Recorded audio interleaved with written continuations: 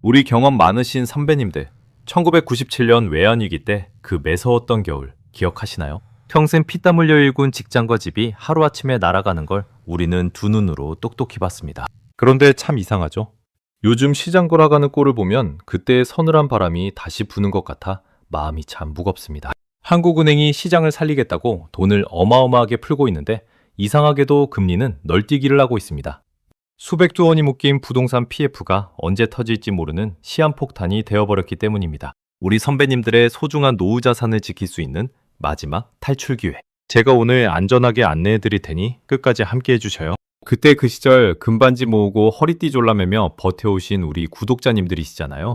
자식들 키우느라 본인 입을 것 먹을 것 다 아껴가며 차곡차곡 모아온 피 같은 재산입니다. 그런데 최근 텔레비전을 틀거나 신문을 펼치면 온통 우울하고 무서운 소식들 뿐이라 얼마나 가슴을 졸이셨습니까? 정부가 어떻게든 경제를 살리겠다고 매일같이 뉴스를 통해 발표를 하고 중앙은행은 천문학적인 돈을 쏟아붓고 있다는데 왜 내 지갑 사정은 점점 더 팍팍해지고 대출이자는 무섭게 오르기만 하는지 정말 답답하고 화가 나실 겁니다. 이게 도대체 무슨 조화일까요? 원래 경제학의 아주 기본적이고 상식적인 원리대로라면 나라에서 시장에 돈을 풀면 돈이 흔해지니까 돈의 값어치, 즉 금리는 떨어져야 정상입니다. 하지만 지금 2026년 대한민국 금융시장에서는 이런 교과서적인 상식이 산산조각 났습니다. 중앙은행인 한국은행이 참 어려운 이름의 정책들을 동원해서 시장에 수조, 원대의 돈을 억지로 밀어넣고 있습니다. 불이 맞으니 끄겠다고 거대한 소방호스로 물을 퍼붓고 있는 셈이죠. 그런데 정말 기가 막히게도 불이 꺼지기는커녕 활활 타오르고 있습니다. 시장의 실제 금리를 보여주는 10년물 국고채 금리가 발작을 일으키듯 치솟고 있으니까요. 물을 뿌린 줄 알았는데 알고 보니 시뻘건 기름을 들이부은 것과 똑같은 상황입니다. 이 기이한 현상 속에서 우리 선배님들의 소중한 자산이 매일 조금씩 위협받고 있습니다. 왜 이런 말도 안 되는 일이 벌어지는 걸까요? 그 이유를 알기 위해서는 지금 우리 경제의 가장 깊은 곳에서 골마 터지기 직전인 아주 심각한 병을 들여다봐야 합니다. 바로 2026년 상반기에만 부실 우려가 수십조 원에 달한다는 부동산 PF 문제입니다. PF라는 어려운 영어 단어에 너무 신경 쓰지 마셔요. 쉽게 말해 땅만 보고 아파트 지을 테니 돈 좀 빌려달라고 해서 끌어다 쓴 어마어마한 빚잔치입니다. 예전처럼 집이 없어서 못 팔던 시절에는 이 방식이 황금알을 낳는 거위였죠. 돈을 빌려준 금융기관도 이자를 쏠쏠하게 챙겼고 건설사도 돈을 벌었습니다. 하지만 지금은 상황이 완전히 다릅니다. 이자가 너무 비싸지고 집을 살 사람들의 주머니 사정이 얼어붙으면서 전국 곳곳에 공사가 멈추거나 분양이 안 된 빈집들이 수두룩하게 쌓여가고 있습니다. 이 거대한 부실 덩어리가 터지면 어떻게 될까요? 단순히 건물 몇 채에 짓담하는 수준이 아닙니다. 거기에 돈을 빌려준 저축은행이며 증권사들이 줄줄이 무너지고 결국에는 우리가 믿고 돈을 맡긴 큰 은행들까지 크게 흔들리게 됩니다. 나라에서는 이 끔찍한 연쇄부도를 막으려고 어떻게든 숨을 붙여놓으려 억지로 돈을 수혈하고 있는 겁니다. 하지만 우리 현명한 투자자분들 한번 가슴에 손을 얹고 생각해 보셔요. 썩어가는 상처를 도려내지 않고 진통제만 계속 놓는다고 병이 나을까요? 오히려 상처는 더 깊게 골마갈 뿐입니다. 시장에서 돈을 굴리는 똑똑한 외국인 투자자들은 이 썩은 냄새를 이미 맡았습니다. 한국 경제가 생각보다 훨씬 심각하게 병들어 있다는 걸 눈치채고 돈을 빼거나 엄청나게 높은 이자를 요구하고 있는 것이죠. 그래서 돈을 아무리 풀어도 금리가 오르는 무서운 역설이 완성된 것입니다. 이 거대한 경제의 소용돌이 속에서 가장 상처받기 쉬운 분들은 바로 평생을 바쳐 자산을 일궈오신 우리 시니어 선배님들이십니다.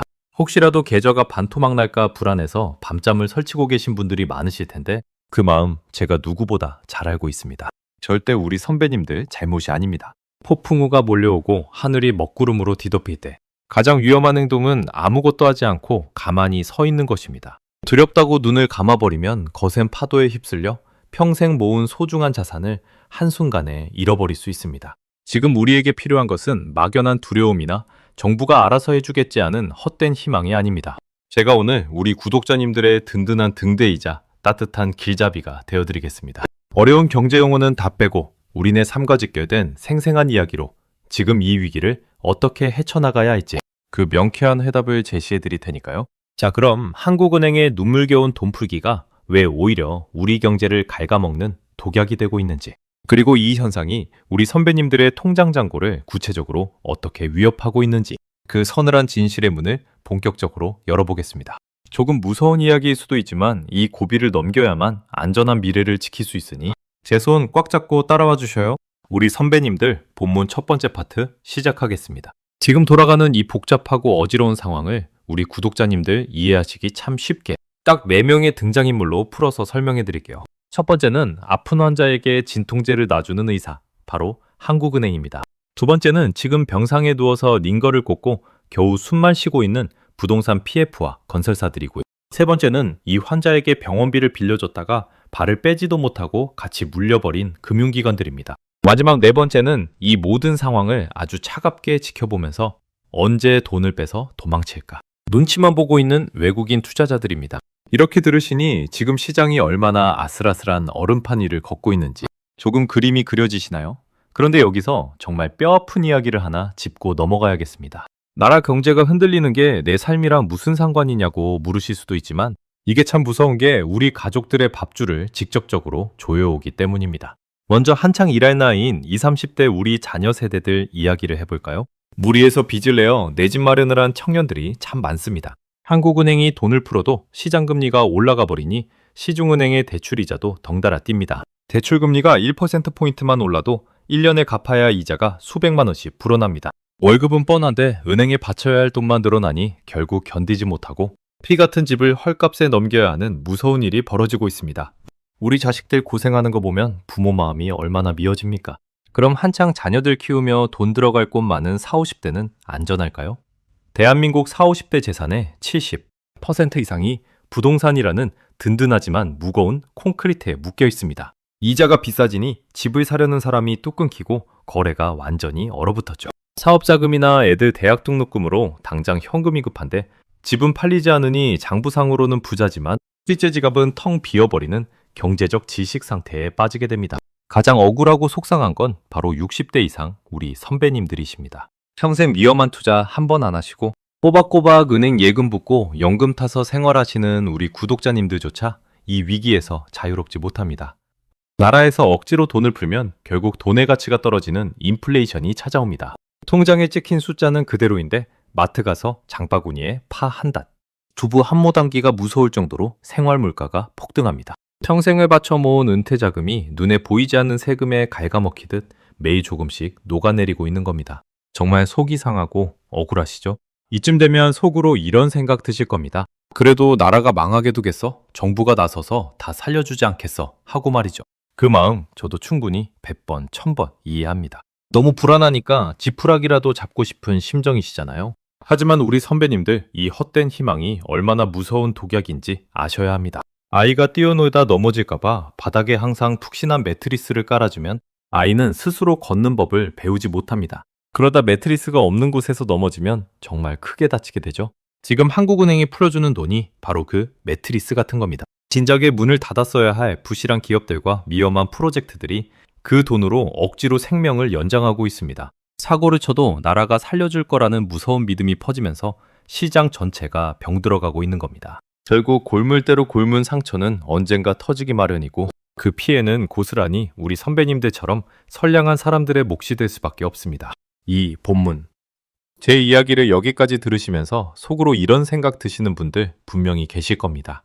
아니 그래도 나라에서 다 알아서 구조조정해주고 배드뱅크인가 뭔가 만들어서 살려준다고 뉴스에 나오던데 그냥 꾹 참고 가만히 버티면 내 재산도 다시 제자리로 돌아오는 거 아닐까 하고 말이죠. 그 마음 제가 너무나도 깊이 공감합니다. 안 먹고 안 입으며 평생 모은 피 같은 재산인데 어떻게든 안전하게 지키고 싶은 게 당연한 우리 부모님들 마음이니까요. 하지만 우리 구독자님들 제가 정말 가슴 아프고 죄송하지만 꼭 아셔야 할 냉혹한 진실을 하나 말씀드려야겠습니다. 과거의 역사를 찬찬히 되짚어보면 나라가 나서서 위기를 고쳐준다는 게 우리 개인들의 통장 잔고를 지켜준다는 뜻이 절대 아니었습니다. 막연한 희망이 얼마나 무서운 결과를 낳았는지 3가지 역사적 사실로 찬찬히 설명해 드릴게요. 먼저 저 멀리 스웨덴 이야기를 해보겠습니다. 1992년에 스웨덴도 상업용 부동산 거품이 뻥하고 터지면서 나라 경제가 통째로 휘청했습니다. 그래서 정부가 배드뱅크를 만들어서 은행들의 빚을 떠안아 주기로 했죠. 그런데 여기서 참 중요한 게 있습니다. 나라에서 그 부실한 자산들을 예전 비싼 값에 사줬을까요? 절대 아닙니다. 완전히 반의 반 토막난 헐값으로 후려쳐서 사들였습니다. 그 결과 집값은 고점 대비 50%나 수직으로 폭락했고 은행 주식은 하루아침에 휴지 조각이 되었습니다. 나라는 위기에서 벗어났지만 평범한 사람들의 뼈아픈 피눈물은 막아주지 않았던 겁니다. 가까운 2008년 미국 서브프라임 모기지 사태 때도 상황은 똑같았습니다. 미국 정부가 천문학적인 달러를 시장에 쏟아부었지만 경제가 마법처럼 바로 살아나지 않았습니다. 그 혼란스러운 과정에서 150년이 넘는 역사를 자랑하던 거대한 투자은행인 리먼 브라더스가 가차없이 파산해버렸죠. 900만 명이 넘는 평범한 직장인들이 하루아침에 일자리를 잃고 거리로 나앉았습니다. 미국의 대표적인 주가지수인 S&P 500은 무려 56%나 곤두박질 쳤습니다. 피를 철철 흘리는 무섭고 뼈아픈 구조조정. 수술이 완전히 끝나고 나서야 겨우 시장이 다시 숨을 쉴 수 있었던 겁니다. 다른 나라 이야기할 것도 없이 우리 선배님들께서 직접 온몸으로 겪으시고 버텨내신 1997년 IMF 외환위기를 한번 떠올려 보셔요. 그때도 우리 정부가 자산관리공사를 내세워서 168조 원이라는 어마어마한 나랏돈을 투입했습니다. 하지만 그 천문학적인 돈이 들어가는 동안 우리 구독자님들의 삶은 어떠셨습니까? 내로라 하던 30대 대기업 중 11개가 공중으로 흔적도 없이 사라졌습니다. 주식시장은 반토막을 넘어 처참하게 무너져 내렸죠. 1달러에 800원 하던 환율이 1,900원까지 치솟으면서 우리 돈의 가치는 그야말로 휴지 조각이 되었습니다. 이 가슴 아픈 세 번의 역사가 우리에게 말해주는 진짜 교훈이 무엇일까요? 나라가 나랏돈을 풀어서 살려주는 건 커다란 금융 시스템, 즉 은행들이 무너지는 걸 막는 것뿐입니다. 우리 선배님들이 가지고 계신 거품 낀 주식이나 아파트, 가격은 절대 그 비싼 가격 그대로 방어해주지 않습니다. 오히려 진짜 가치를 찾아가는 아주 고통스러운 가격 폭락의 시간을 견뎌내야만 합니다. 그런데 지금 2026년 우리나라 상황은 어떻습니까?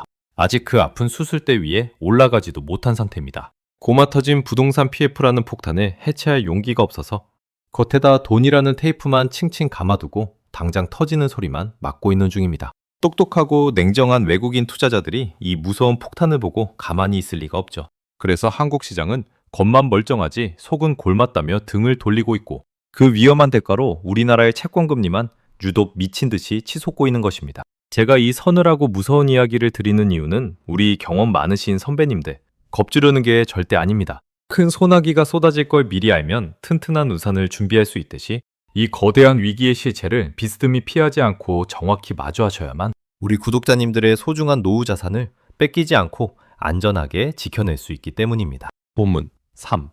자, 이제 우리가 처음 던졌던 그 서늘하고도 기이한 질문으로 다시 돌아와 보겠습니다. 정제학의 상식을 완전히 깨버리고 돈을 들이부는데도 금리가 미친 듯이 치솟는 이 공포스러운 역사. 대체 왜 일어나는 걸까요? 오늘 우리가 함께 추적한 진실을 딱 3줄로 명확하게 요약해드리겠습니다. 첫 번째는 한국은행이 쏟아붓는 수조 원의 돈은 우리 경제를 살리는 치료제가 아닙니다. 썩어가는 부동산 PF라는 종기를 억지로 붙여놓기 위한 독한 진통제에 불과합니다.